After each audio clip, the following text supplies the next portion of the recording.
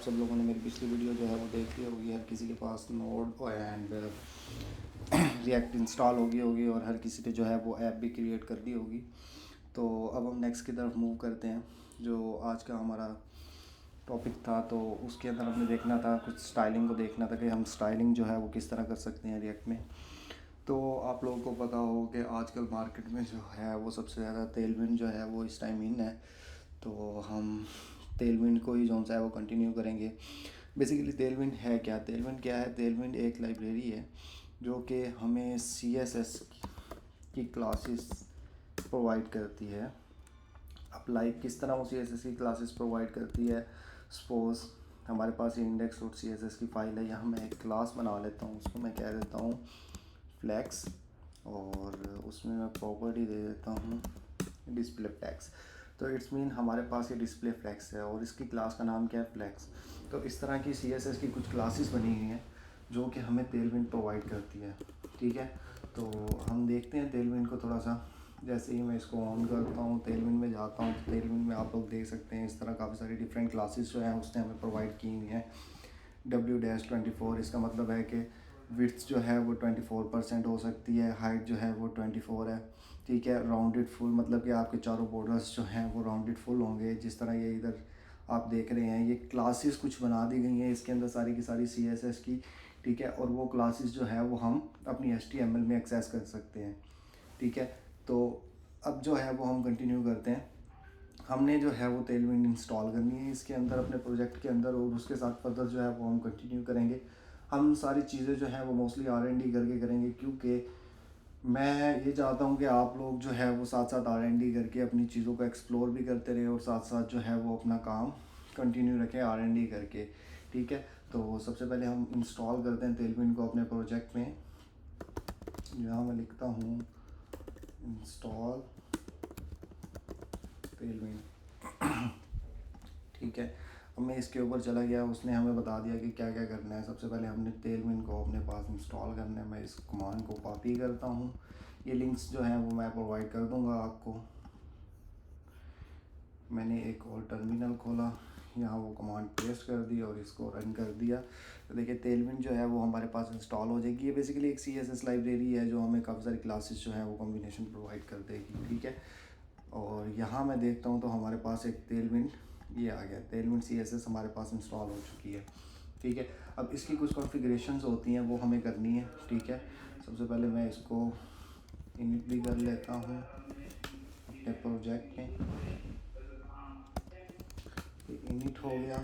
ठीक है, हमारे पास जैसे ही इनिट हुआ तो हमारे पास इसकी कॉन्फ़िग जो है वो आ गई है। ठीक है, हमारे पास एक फ़ाइल क्रिएट हो गई है जो कॉन्फ़िगरेशन की है तेलविंड की। इसको भी मैं एक्सप्लेन कर दूंगा साथ साथ जैसे जैसे हम काम करते जाएंगे। ठीक है, और इसके अंदर हमें कुछ पाथ्स वगैरह सेट करने होते हैं। कुछ हमारी अगर हम कस्टम क्लासेस बनाना चाहते हैं, कस्टम क्लासेस के अंदर डिफ़ाइन कर सकते हैं और HTML में एक्सेस कर सकते हैं।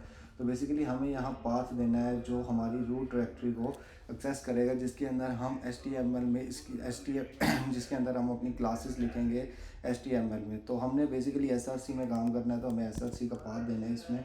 जिस तरह इसने यहाँ दिया हुआ है हम लोग इसको कॉपी करते हैं। ठीक है, और इसको मैं यहाँ एक्सेस कर देता हूँ। हमारे पास फ़िलहाल सिर्फ JS होगी। ठीक है, और बाकी पाथ हम यही दे देते हैं SRC से उठाया और अप टू सॉन जितने भी फोल्डर उसमें बनते जाएंगे जो भी हो उसके अंदर वो जो है हम तेलविंड की क्लासेस को एक्सेस कर सकें। ठीक है, अच्छा बाकी एक्सटेंड को अभी हमने नहीं यूज़ करना, उसके अलावा प्लगइन्स को भी हमने अभी नहीं यूज़ करना। ये कुछ उसके कंपोनेंट्स होते हैं, बेस होते हैं।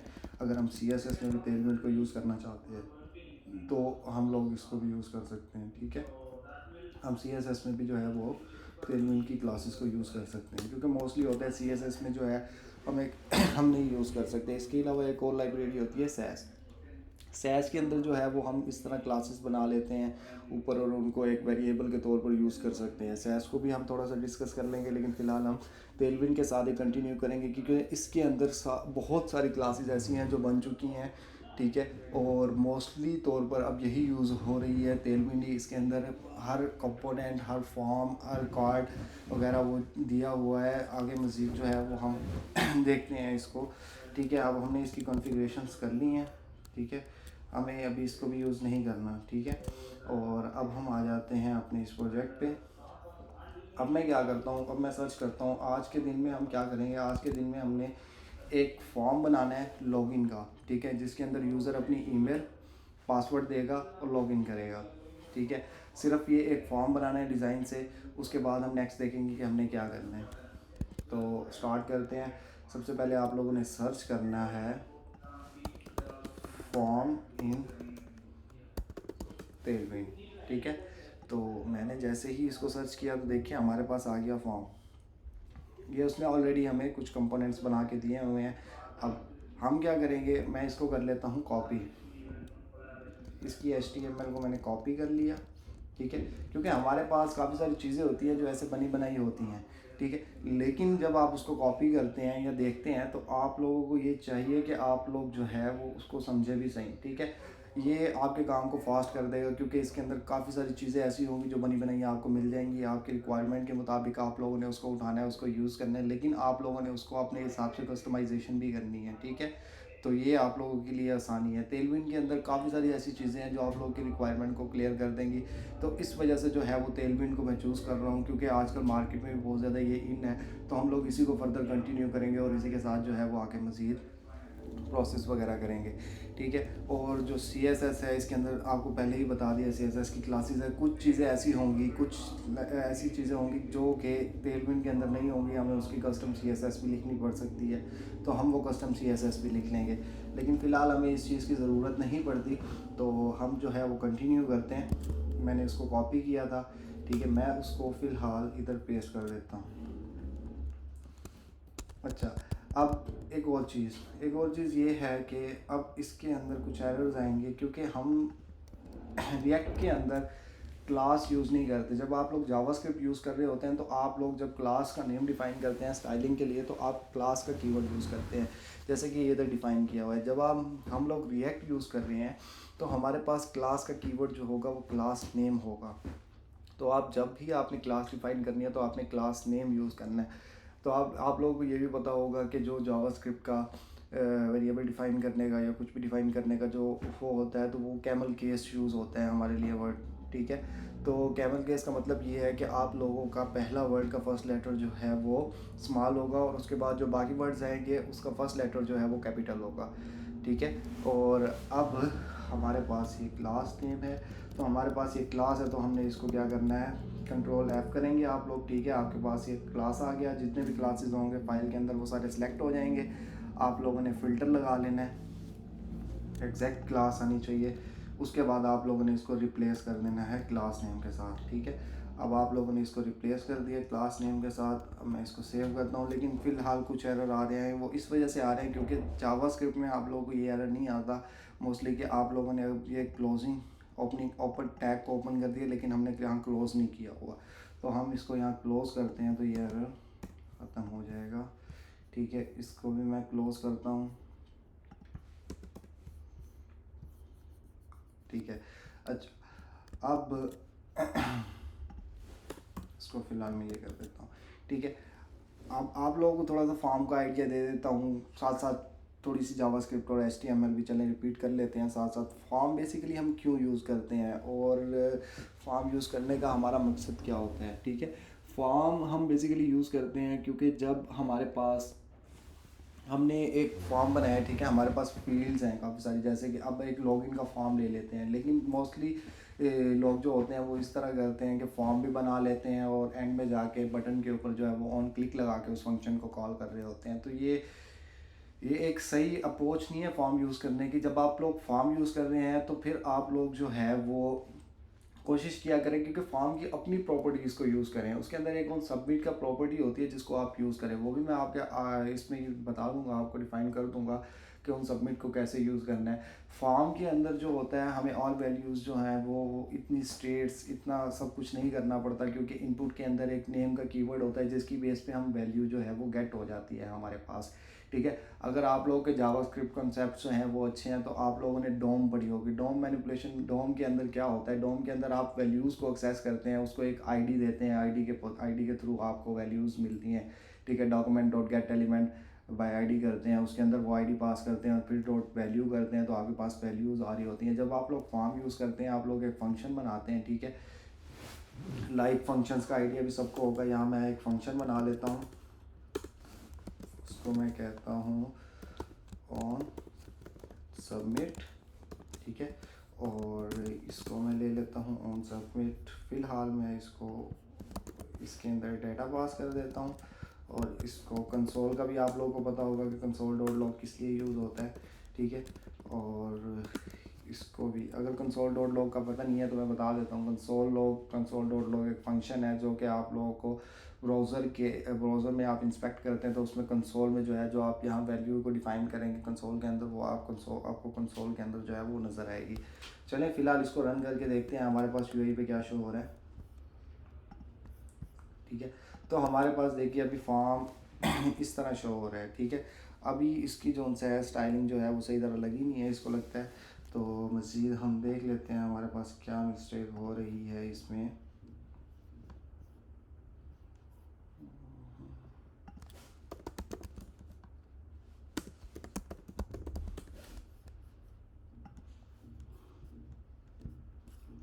ओके, यहाँ इंस्पेक्ट कर लेते हैं हमारे पास ये क्लासेस किस हद तक काम कर रही हैं, ठीक है।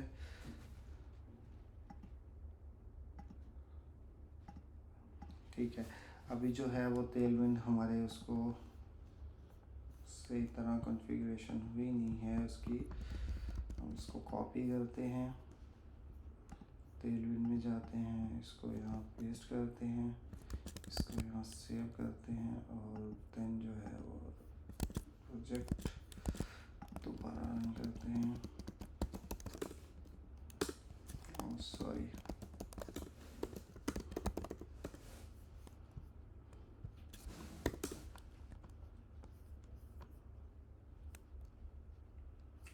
सही है। तो देखिए हमारा जो है वो स्टाइल्स वगैरह जो है वो लग गए हैं अब इसको, ठीक है। हमारे पास फॉर्म जो है वो बन गया है, लेकिन इस फॉर्म का डिज़ाइन कुछ बेहतर नहीं लग रहा, तो हम इस फॉर्म के डिज़ाइन को थोड़ा सा बेहतर कर लेते हैं। इसकी विड्थ थोड़ी सी बढ़ा लेते हैं और इसके ऊपर थोड़ा टेक्स्ट वगैरह ले आते हैं, इसका कलर भी चेंज कर देते हैं फॉर्म का। और देखते हैं इसकी विड्थ कहाँ डिफाइन की हुई है। फ़िलहाल मैं ये वाला हेडर हटा देता हूँ यहाँ से। हमारे पास फॉर्म इधर आ गया, ठीक है। अब इसको भी हटा देता हूँ, यहाँ मैं एक फ्लेक्स की प्रॉपर्टी देता हूँ और जस्टिफाई कंटेंट बिटवीन कर देता हूँ।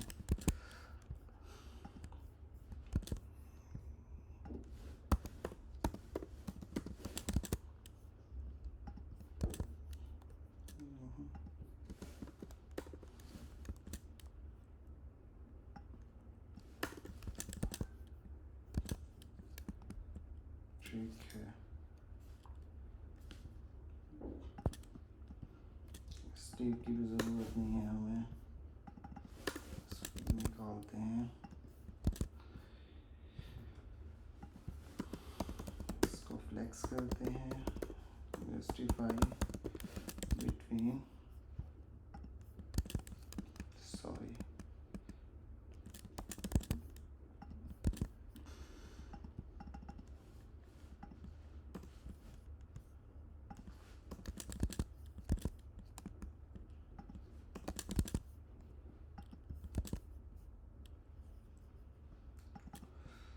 ओके। आइटम्स सेंटर मिन हाइट स्क्रीन, ठीक है।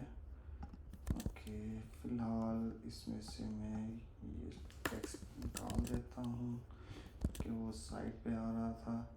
और इसकी विड्थ का इशू आ रहा है, इसकी विड्थ देखते हैं, इसको इंस्पेक्ट करते हैं हम और इधर देखते हैं इसकी विड्थ फुल क्यों नहीं आ रही, ठीक है। फॉर्म ये और तो सॉरी, जस्टिफाई बिटवीन फ्लेक्स, ठीक है। और यहाँ देख लेते हैं आइटम सेंटर मिन हाइट फ्लेक्स और जस्टिफाई स्पेस बिटवीन आ रहा है। ये करना है हमने, जस्टिफाई बिटवीन, नहीं सॉरी, यहाँ आएगा सेंटर। ठीक है, अब मैं इसको रिफ्रेश करता हूँ। कार्ड का थोड़ा सा हम कलर चेंज करते हैं, कलर्स देखते हैं, कलर्स इन टेलविन। ठीक है, हम यहाँ से कलर पिक करते हैं, वेट,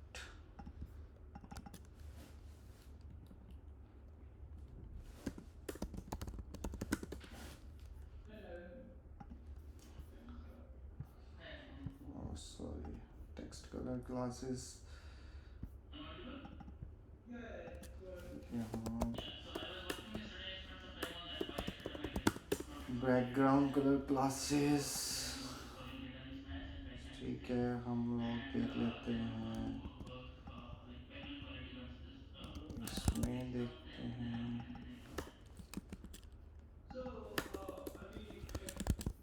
ठीक है,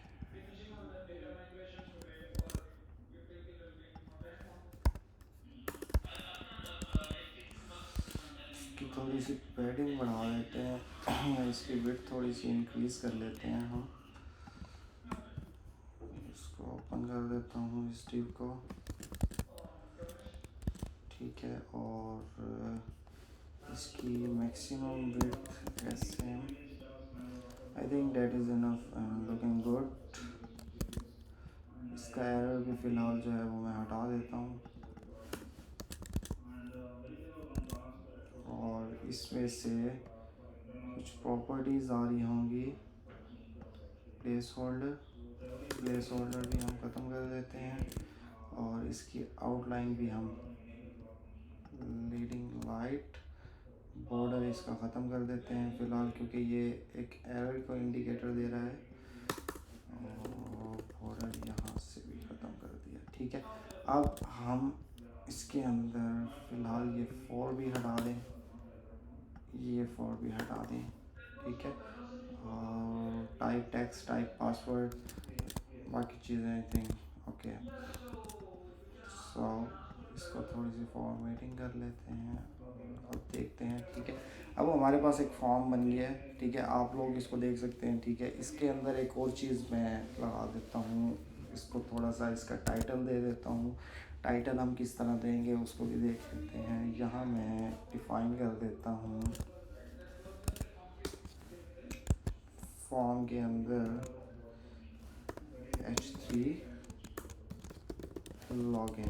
ठीक है, अच्छा, अब हमारे पास हर क्लास यहाँ होगी। अब मैं देखता हूँ फ़ॉन्ट साइज़ की क्लास। ठीक है, अब फ़ॉन्ट साइज़ की क्लास देखिए आप, टेलविन के अंदर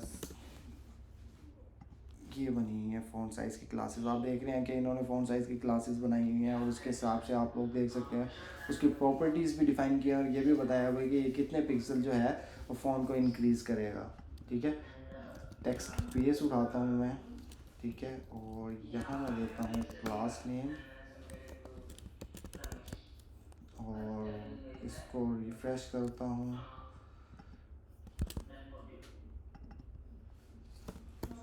text every didn't work good, text to Excel करके देखते हैं।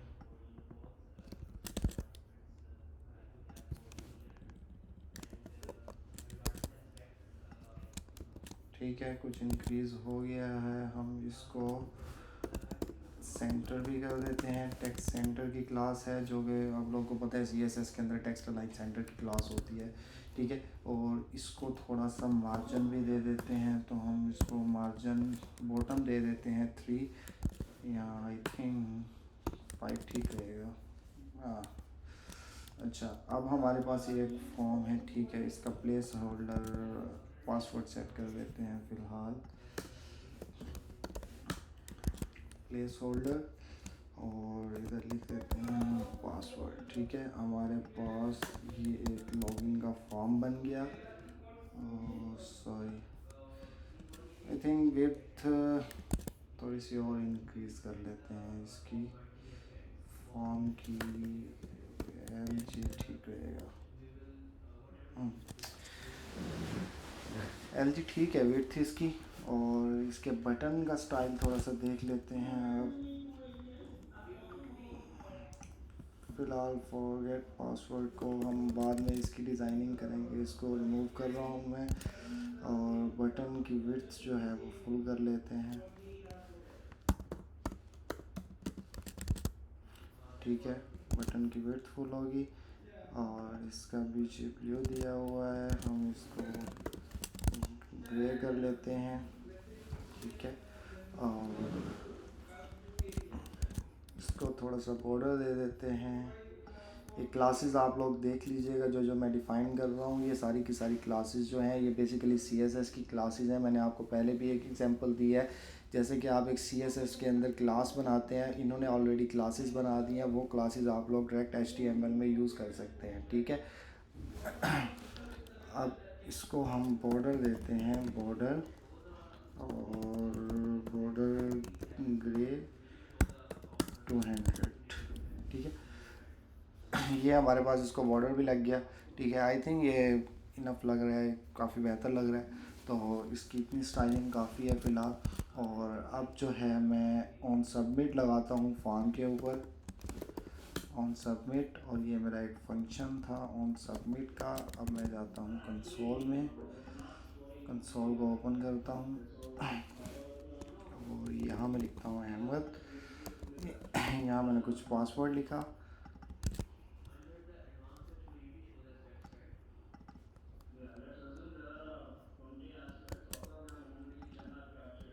On submit.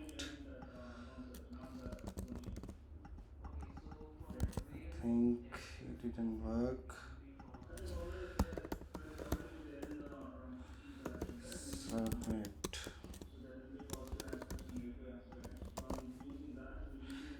Okay, got it. ये इवेंट है, बेसिकली हमें एक प्रॉपर्टी लगानी पड़ेगी जो मोस्टली लगानी पड़ती है, वो इस वजह से क्योंकि ये इवेंट को जैसे ही बटन पे क्लिक कर रहा हूँ तो वो उसको रिफ़्रेश कर रहा है।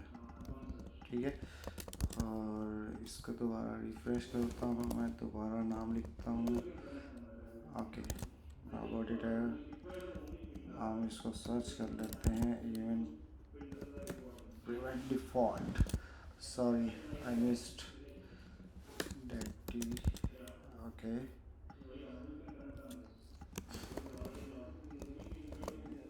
ठीक है, हमारे पास अब आगे फॉर्म के अंदर जितनी भी प्रॉपर्टीज़ थी वो सारी की सारी आ गई हैं। ठीक है, अब टारगेट के अंदर हमारे पास सारे जो है वो इनपुट फील्ड्स भी आ रही होंगी और हम उनकी वैल्यूज़ को भी जो है वो गेट कर सकते हैं। ठीक है, अब आप लोगों ने क्या करना है, आप लोगों ने ये सारा का सारा एक फॉर्म बनाना है, जैसे कि मैंने अभी बनाया है। आप लोगों ने उसी चीज़ों को कॉपी करना है, एक फॉर्म बनाना है। आपने तेलविन इंस्टॉल करनी है, तेलविन कॉन्फ़िगरेशन करनी है। जब आप कॉन्फ़िगरेशन कर लेंगे, आप लोगों ने अपना दोबारा प्रोजेक्ट जो है वो रीस्टार्ट करना है। ठीक है, उसके बाद आप लोगों ने इसके अंदर ही जाके इसी चीज़ को बनाना है। कोशिश कीजिएगा कि आप लोग अगर खुद से इसको देख के बनाने की कोशिश करेंगे तो आप लोगों को क्लासेस की सारी समझ आ जाएगी। आप लोग अगर कॉपी या पेस्ट करते हैं उस चीज़ का भी कोई इशू नहीं है, लेकिन आप लोग उस चीज़ को समझिएगा ज़रूर कि हम लोगों ने उस चीज़ को किस लिए यूज़ किया है। आप लोगों ने एक फॉर्म बनाना है लॉगिन का, उसके अंदर ये 2 फील्ड्स ले लेनी है, बिल्कुल एग्जैक्ट इसी तरह जो है वो आपका फॉर्म होना चाहिए। अगर एक और छोटा सा टास्क आप लोगों को दे देता हूँ जो आप लोग कर लीजिएगा नेक्स्ट ट्यूटोरियल तक। ठीक है, अदरवाइज़ मैं नेक्स्ट ट्यूटोरियल में उसको डिफ़ाइन भी कर दूंगा। आप लोगों ने क्या करना है, इधर एक नैव बार बनानी है, देख लीजिएगा तेलविन के अंदर नैव बार का ऑलरेडी जो है वो डिज़ाइन वगैरह डिफ़ाइन किया होगा। जब आप लोग सर्च करेंगे नैव बार इन तेलविन तो आपके पास वो प्रॉपर्टीज़ आ जाएंगी, जिसके अंदर क्या होगा, इसके अंदर ये होगा कि आप लोगों ने लास्ट में सिर्फ 2 टेक्स्ट लिखने हैं। आप लोगों ने टेक्स्ट क्या लिखने हैं, आप लोगों ने टेक्स्ट ये लिखने हैं लॉगिन एंड रजिस्टर। ठीक है, तो आप लोगों के लिए टास्क है, आप लोगों ने एक नैप बार बनानी है जिसके अंदर आप लोगों के पास लॉगिन एंड रजिस्टर लिखा हो। अब बाकी आप लोगों ने तेलविन जो है वो इंस्टॉल करें अपने प्रोजेक्ट के अंदर, जिस तरह अभी मैंने इंस्टॉलेशन दिखाई है आपको। और उसके बाद उसकी कॉन्फ़िग आप लोगों ने सेट करनी है, देन प्रोजेक्ट को रीस्टार्ट करना है और उसके बाद आप लोगों ने सिर्फ ये फॉर्म बनाना है। ठीक है, और कमेंट्स के अंदर आप लोग पूछ सकते हैं अगर आप लोगों को कोई भी चीज़ समझ नहीं आई, देन जो है वो हम फर्दर कंटिन्यू करेंगे। Thank you everyone.